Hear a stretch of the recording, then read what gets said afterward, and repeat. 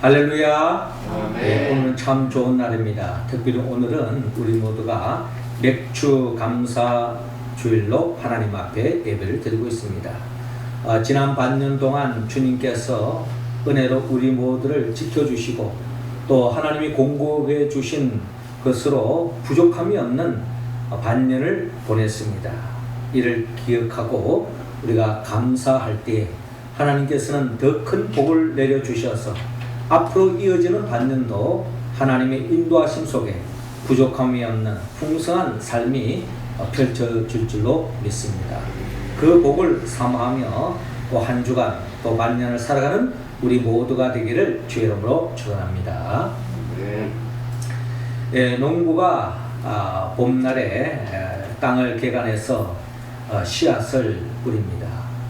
뿌려진 씨앗들의 소망이 있다면 이 씨앗들이 싹을 트고 또 꽃을 피우고 또 가을에는 풍성한 열매를 맺기를 원하는 것이 씨앗을 뿌리는 농부의 마음이요 또 뿌려진 씨앗들의 소망일 것입니다. 우리도 마찬가지입니다. 우리가 인생을 통하여서 우리의 소망의 씨앗을 뿌리고 살아가고 있습니다. 그 모든 것들이 주 안에서 열매 맺기를 우리 모두는 다 갈망하고 있습니다. 우리 생활 속에서 건강의 열매, 또 물질의 열매, 또 우리가 바라는 모든 소망하는 바들이 열매 맺어지기를 원합니다. 더 나아가서 우리가 영적으로도 성령의 9가지 열매, 사랑과 희락과 화평과 오래 참음과 자비의 양성과 충성과 온유와 절제의 열매를 맺어서 더없이 부족함이 없는 삶을 사는 것이 우리 모두의 소망이요 갈망이라는 것입니다. 자, 그런데 오늘 주님께서 마태복음 13장 8절에 들으는 좋은 땅에 떨어짐에 어떤 것은 100배, 어떤 것은 60배, 어떤 것은 30배의 결실을 하였느니라 말씀하시며 이어지는 23절에 좋은 땅에 뿌려졌다는 것은 말씀을 듣고 깨닫는 자니 결실하여 어떤 것은 100배, 어떤 것은 60배, 어떤 것은 30배가 되느니라 라고 말씀하고 있습니다. 그렇습니다. 씨앗은 문제가 없는데 중요한 결정되어지는 갈림길은 우리의 신명의 밭이 어떤 밭이냐에 따라서 많은 열매를 맺느냐 맺지 못느냐 하는 그 갈림길에 놓여진다는 것입니다. 하나님은 우리 모두가 풍성한 열매 맺는 복된 삶을 살기를 원합니다. 그러기 위해서는 우리 모두가 하나님 보시기에 옥토와 같은 좋은 땅이 되기를 주님은 원하고 있습니다. 오늘 성경을 통하여 그러면 우리 모두가 좋은 땅이 되기를 원하는데 좋은 땅이란 뭔가 오늘 본문을 통하여 우리가 헤아려 보고 우리가 좋은 땅이 되어서 또한 우리 인생의 결실대에 풍성한 열매 맺는 우리의 모습 되기를 원합니다. 먼저 주님은 오늘 본문 19절을 통하여 깨달으라고 말씀하고 있습니다. 자, 19절 말씀 우리 같이 한번 읽어볼까요? 시작. 아무나 천국 말씀을 듣고 깨닫지 못할 때에는 악한 자가 와서 그 마음에 뿌려진 것을 빼앗나니 이는 곧 길가에 뿌려진 자요. 아멘.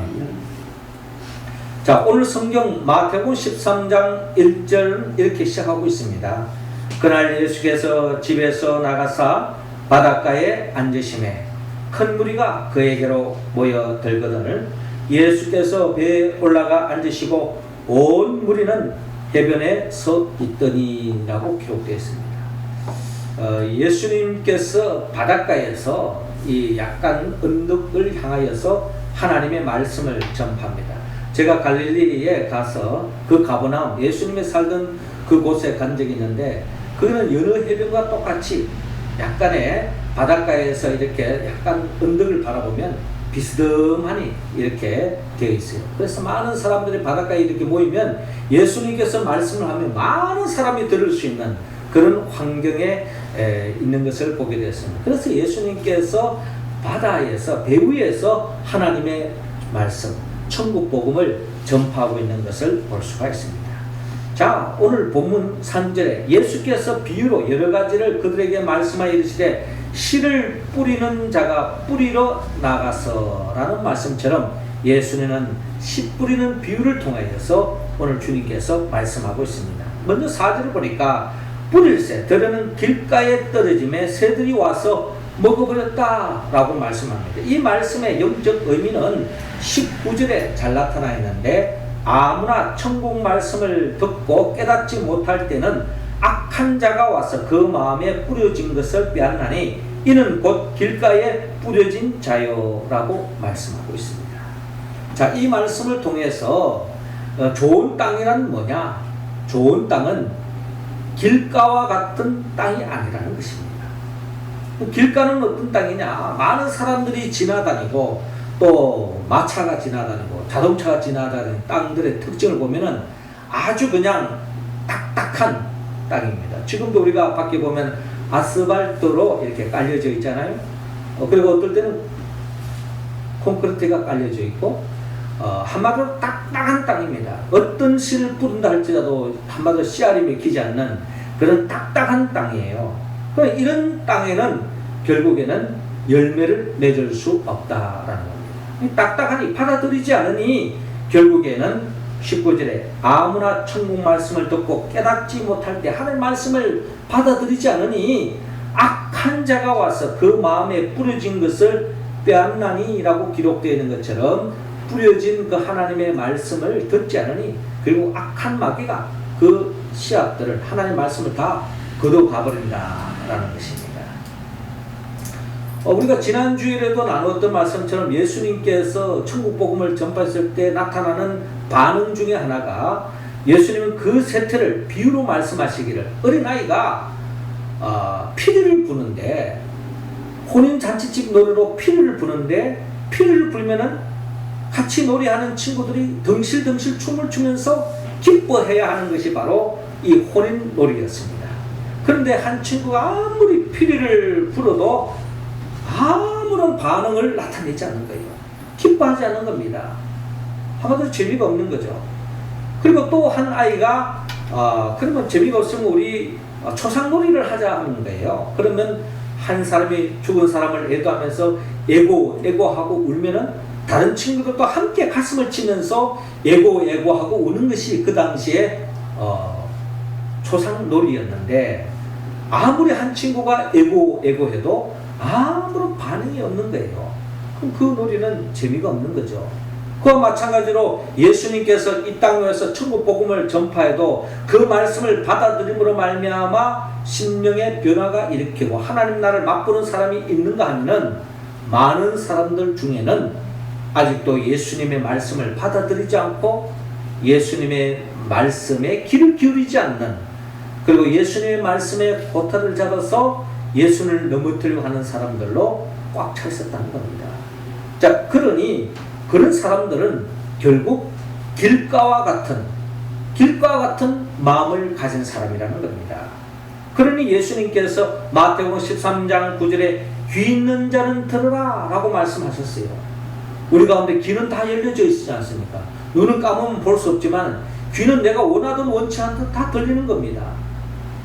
주님이 이렇게 말씀하신 것은 들을 귀가 있는 자만이 주의 말씀을 들을 수 있다라는 것입니다. 그래서 영적으로 의미로 생각해 본다면 결국 하나님의 말씀을 받아들이지 않고 결국 깨닫지 않으니 결국 악한 마귀가 그 말씀을 거다보더니 결국 그 심령은 강팍해질 수밖에 없고 참된 행복의 열매를 맺을 수 없다고 주님께서 말씀하셨습니다. 일본의 유명한 신학자 우츠무라 간조가 이런 말을 했어요.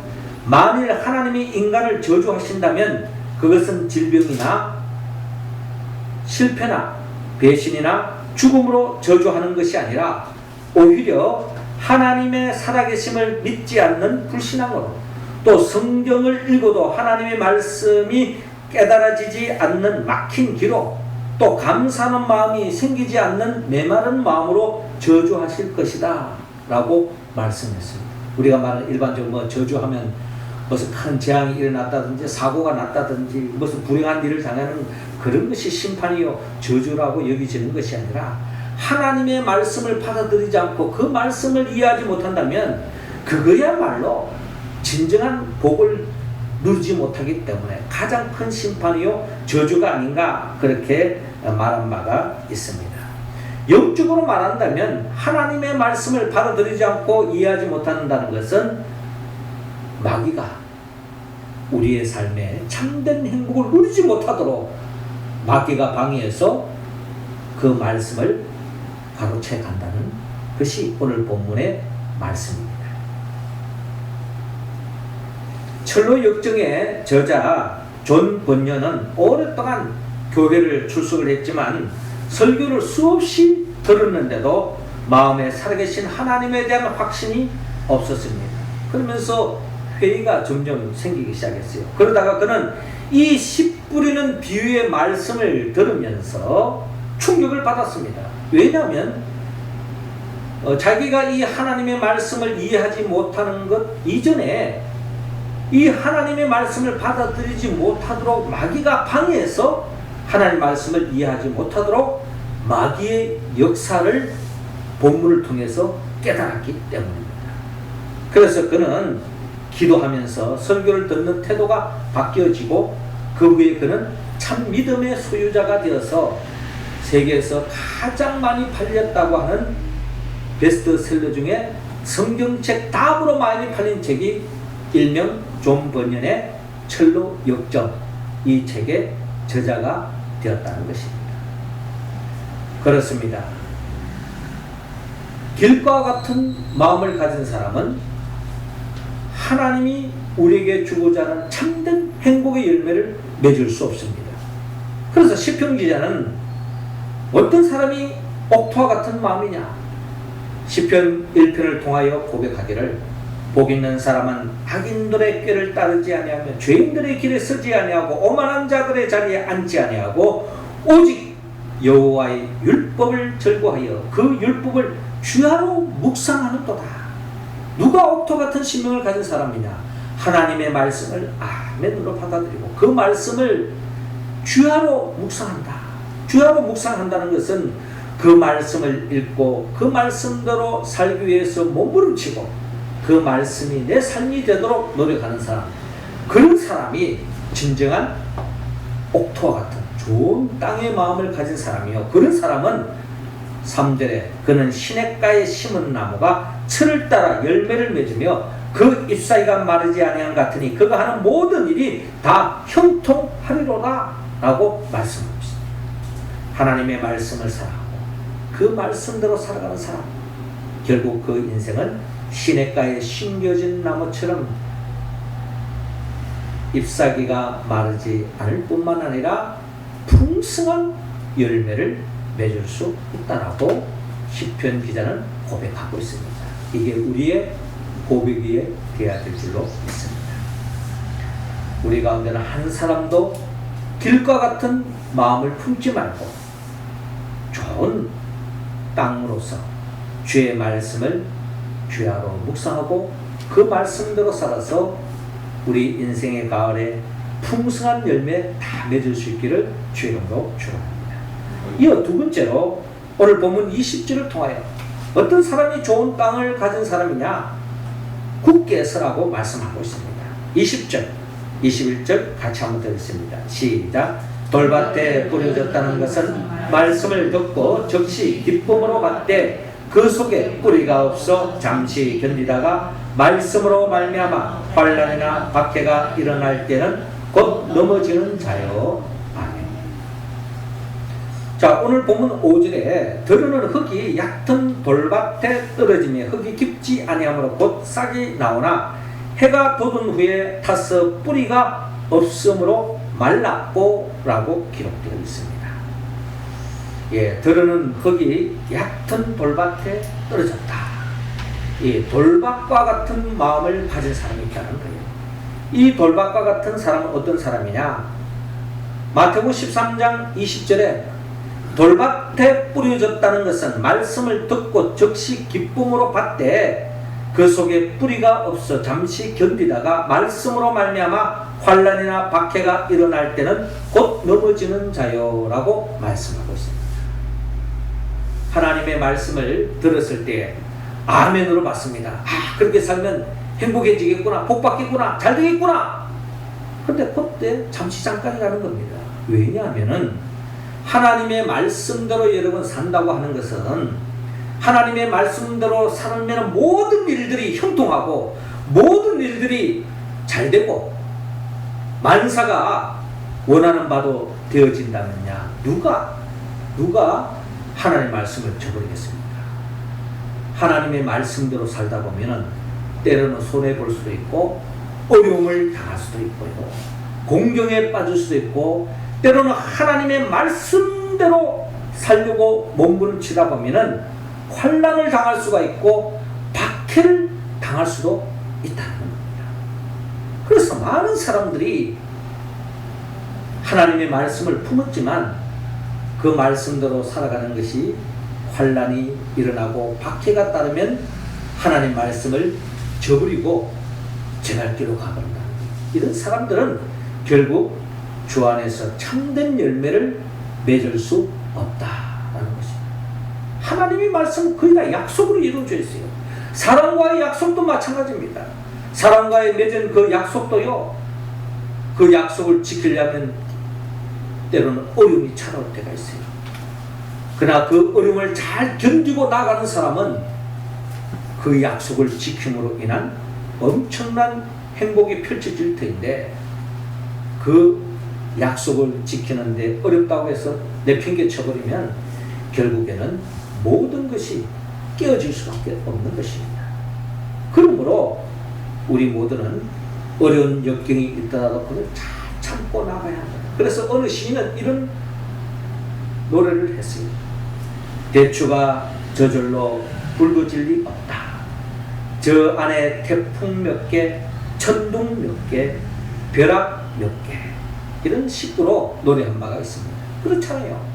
우리가 가을 되면은 대추 아무 생각 없이 그냥 먹는데 그 대추 한 알도 그 대추 한 알이 붉은 그 대추 한 알의 그 열매를 맺기까지 저 안에는 태풍이 몇 번 지나가고 또 천둥을 번개를 몇 번 맞고 벼락을 몇 번 맞아야만이 그 우리가 쉽게 먹는 그 대추 한 알도 그런 어려운 과정을 통과해야만이 열매를 맺는다는 것입니다. 우리의 삶 속에 진정한 열매, 참된 행복을 맺는 데 있어서도 우리가 저절로 하늘에서 뚝 떨어지지 않는다는 거예요. 그 사랑을 꼽히기 위해서는, 그 행복을 꼽히기 위해서는 많은 어려움과 역경이 찾아올 때가 있다는 겁니다. 그걸 잘 참고 견디는 사람, 그 사람이 진정한 하나님이 예비해 놓으신 복을 누린다는 거예요. 믿음의 선배, 우리가 잘 아는 욥도 그의 삶에 얼마나 엄청난 시련의 역경이 있었습니까? 사실 그는 하나님을 경외하고 하나님 말씀대로 삶으로 정말 모든 사람들이 부러워하는 행복한 삶을 살았어요. 그런데 하나님의 특별한 섭리와 계획 속에서 그가 정말 감당하기 힘드는 인생의 바닥을 곤두박질 치는 때가 있었습니다. 보통 사람들 있으면 하나님이 어디 있느냐? 모든 것을 그냥 포기하고 자포자기할 텐데 욥은 그러지 않았습니다. 우리가 잘 아는 바 욥기 1장 21절에 보면 내가 모태에서 알몸으로 나와 싸운자 또한 알몸이 그리로 돌아가올지라 주신 이도 여호와시오 거두신 이도 여호와시오니 여호와의 이름이 찬송을 받으실지이다 하고 그는 고백하고 있습니다. 그러면서 욥기 2장 10절에 이런 고백을 합니다. 우리가 하나님께 복을 받았은즉 화도 받지 아니하겠느냐. 욥이 이런 고백을 할 때는요, 하나님 안에 있으면 슬픈 일도 생기지고 기쁜 일도 생기지만 결국 하나님 안에 있는 인생은 가장 복되다라는 신앙 고백이 있었기 때문에 이런 고백을 하고 있지 않겠습니까? 이런 신앙 고백이 없는 사람은 잘 되면 하나님 믿고 안 되면 하나님 저버리는 그런 인생길로 갈 수밖에 없어요. 사람과의 관계도 그렇습니다. 내한테 잘해주면 사랑해, 내한테 잘 못해주면 헤어지자. 이런 관계로 나아간다면 우리는 진정한 인생에 참된 의미 있는 사랑과 행복의 열매를 맺을 수 없다는 것입니다. 끝까지 하나님의 의지하고 믿음을 걸어간 이 욥은 우리가 잘 알다시피 그는 예전에 경험할 수 없었던 더 큰 확전의 축복으로 하나님의 복을 누렸던 인생이 바로 욥의 인생이 아니겠습니까? 그리고 본다면 우리가 믿음의 길을 걸어간다는 여기에는 나름대로 환난이 있고 핍박이 따라올 수 있다는 것입니다. 그러나 그 환난과 핍박에 넘어지고 자빠질 수도 있어요. 그러나 믿음의 사람은 그것을 딛고 일었습니다. 왜? 내 힘으로는 안 되지만 하나님의 능력의 오른손이 우리를 붙잡아 주시기 때문입니다. 그래 시편 기자는 시편 37편 24절 통하여 의인은 넘어지나 아주 엎드러지지 아니하면 여호와께서 손으로 붙드심이로다. 성경이 말하는 의인은 한 번도 넘어지지 않고 자빠지지 않고 실수 한 번도 안 하는 사람을 이야기하지 않습니다. 의인도 넘어질 수 있다는 거예요. 의인도 자빠질 수도 있다는 겁니다. 그러나 아주 자빠지고 엎드러지지 않고 하나님의 손에 의해서 다시 일으킴을 받고 하나님 주신 힘으로 다시 믿음의 길을 걸어가는 인생, 그게 바로 우리가 닮아가야 할 믿음의 여정인 줄로 믿습니다. 시편 기자 다윗은요, 여호와는 나의 목자시니 내게 부족함이 없으리라. 주님의 인도하심을 따라가면 푸른 초장 쉴만한 물가로만 인도함을 받는 게 아닙니다. 주님의 인도하심을 따라가면 때로는요, 사망의 엄청난 골짜기를 통과해야 하는 인간적으로 두려움이 엄습해오는 그런 삶의 자리로 목자가 인도할 때도 있다는 거예요. 그러나 시인은 그런 사망의 엄청난 골짜기로 두려워하지 않는 것은 하나님이 나와 함께한다는 믿음이 있기 때문에 그 속에도 두려워하지 않습니다. 그리고 하나님의 인도하신 중에 그 사망의 엄청난 골짜기를 통과한 후에 어떤 역사가 일어납니까? 시편 기자가 고백하는 것처럼 원수의 목전에서 내게 상을 베풀어 주시고 내 잔이 넘치나이다 하는 고백으로 나아가는 것을 볼 수가 있습니다. 우리의 믿음의 여정에도 많은 어려움과 역경이 있지만 끝까지 믿음의 길을 걸어가면 주님께서 우리가 상상할 수 없는 엄청난 축복으로 우리의 삶 속에, 우리 가정 속에, 우리 교회 속에, 우리 기업 속에, 우리 자녀들 속에 축복의 열매가 맺어질 줄로 믿습니다.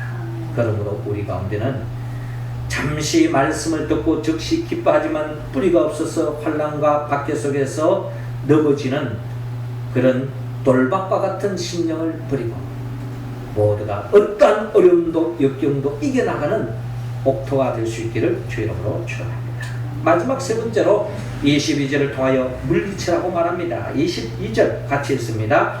가시떨기에 뿌려졌다는 것은 말씀을 들으나 세상의 염려와 재물의 유혹에 말씀이 막혀 결실하지 못하는 자요. 아멘. 오늘 본문 7절을 보니까 들으는 가시떨기 위에 떨어짐에 가시가 자라서 기운을 막았고 라고 말씀합니다. 이 말씀은 22절에 주님께서 이 말씀의 의미, 영적 의미를 밝히는데요. 22절에 가시떨기에 뿌려졌다는 것은 말씀을 들으나 세상의 염려와 재물의 유혹에 말씀이 막혀 결실하지 못하는 자요 라고 말씀하고 있습니다. 한마디로 가시떨기가 무성한 그런 땅을 가진 사람, 그런 마음을 가진 사람은 진정한 열매를 맺을 수 없다. 왜냐? 세상 염려와 재물의 유혹에 결국에는 열매를 맺지 못한다라는 것입니다. 세상의 염려에 빠져 있다. 이 세상 살아가는 사람 중에 염려 없이 살아가는 사람 누가 있습니까? 다 나름대로의 염려, 근심, 걱정 다 있는 거예요. 어떤 사람이 염려에 대해서 설문조사를 했습니다. 설문조사 결과 전체 염려를 100%로 했을 때에 염려할 문제의 40%는 실제 일어나지 않은 일을 염려하고 있다는 겁니다. 그리고 30%는 이미 지나간 건 가지고 또 염려하고 있다는 거예요. 그리고 약 12%는 자기와 상관없는 남의 일에 놓고 염려하고 있다는 겁니다. 그리고 10%는 아직 걸리지 않는 질병에 대해서 염려하고 있습니다. 그렇잖아요. 코로나19 또 변종 코로나 뭐 이런 걸로 인해 가지고 우리가 더 염려, 근심에 빠지는 경향이 없지 않아 있습니다.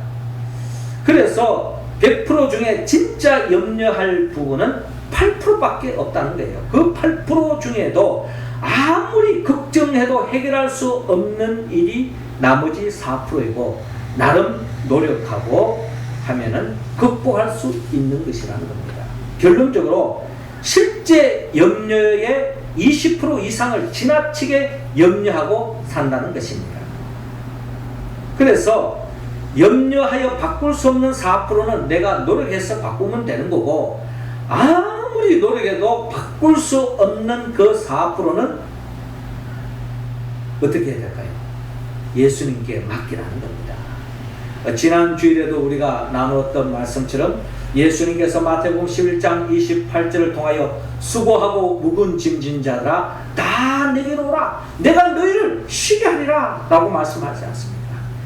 내 힘으로, 내 의지로, 내 능력으로 해결할 수 없는 문제가 4% 있다는 거예요. 그거는 내가 아무리 골똘하고 내가 노력한다고 해서 힘쓴다고 되는 문제가 아니라는 거예요. 그거는 하나님께 맡기고 하나님께 기도하고 하나님께 내어놓으면 하나님께서 우리를 긍휼히 여기시고 주 안에서 해결해 주실 줄로 여러분 믿으시기 바랍니다. 네. 많은 사람들이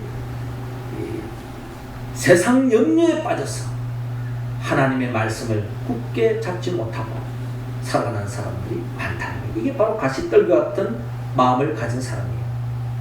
또 뿐만 아니라 재물의 유혹에 빠져서 하나님의 말씀을 열매를 맺지 못하는 사람들도 많이 있다는 거예요. 재물의 열매. 그리스도에 이런 이야기가 있습니다. 큰 상급과 명예가 걸려있는 경마대회가 있었습니다. 여자 이 선수들이 이 말을 타고 달리는데 아주 우승 후보자에 있는 한 여자 선수가 있었는데 아는 게 아니라 제일 앞장서서 손살같이 1등으로 달려가고 있는 것입니다. 그런데 앞에 보니까 금화 하나가 앞에 반짝이고 있는 거예요. 그래서 이 선수가 정지를 해서 땅바닥에 있는 그 금화를 줍고 호줌을 넣고 또 달리기 시작합니다. 워낙 월등한 선수이다 보니까 그 금화를 하나 주고도 또 1등으로 계속 달리는 거예요. 근데 골인 바로 직전에 또 금화 하나가 반짝이는 금화가 앞에 놓여져 있는 겁니다. 그것도 죽는 그 순간에 뒤따라오던 다른 선수가 1등으로 골을 하고 말았어요. 그 금화를 놓고 계속 달렸더라면 1등 했을 것이고 엄청난 명예와 함께 그 금화 두 잎과는 비교할 수 없는 엄청난 상급이 기다리고 있는데 그 유혹에 이기지 못하고 결국에는 금화 두 잎으로 끝났다는 이야기가 있습니다. 많은 사람들이 이런 인생길을 걸어가는 경우가 참 많이 있습니다. 하나님의 말씀 붙잡고 믿음에 달려갈 길을 달려가야 하는데 이 세상에는 끊임없는 미혹의 손길이 우리들을 유혹하고 있는 것입니다. 때로는 돈으로 유혹합니다. 때로는 성문제로 유혹합니다. 때로는 명예로, 때로는 권력으로. 마귀는 우리에게 미혹의 손길을 내미는 사람이 얼마나 많은지 모릅니다. 어떤 사람은 여자의 손길에, 미혹의 손길에 넘어갔어요. 잘 달리고 있다가도 한순간에 그 미혹에 빠져서 도중하차, 그것도 스스로 자기의 생명을 목숨까지도 끊으면서까지 도중하차하는 아주 어리석은 하나님의 최고의 책망의 대상이 될 수밖에 없는 인생으로 전락하는 것이 오늘 이 땅을 살아가는 우리들의 삶의 현장에서도 일어나고 있다는 것입니다. 이런 가시떨기와 같은 마음을 가진 사람이 우리 가운데는 한 사람도 없기를 원합니다. 주님은 결론적으로 오늘 본문 23절에 좋은 땅에 뿌려졌다는 것은 말씀을 듣고 깨닫는 자니 결실하여 어떤 것은 100배, 어떤 것은 60배, 어떤 것은 30배가 되느니라 라고 말씀하고 있습니다.